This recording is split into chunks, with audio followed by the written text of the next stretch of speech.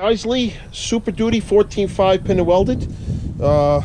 Made it to my Surefire RC2 suppressor. Scalaworks mount with a T2.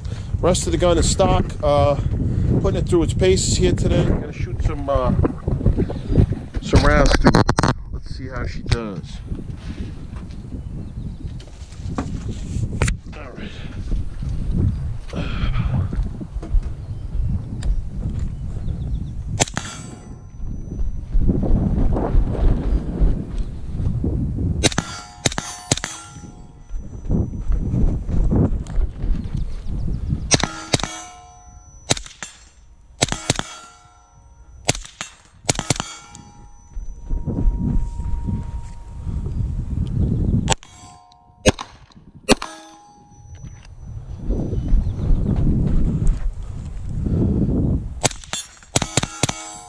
Trigger's amazing on this.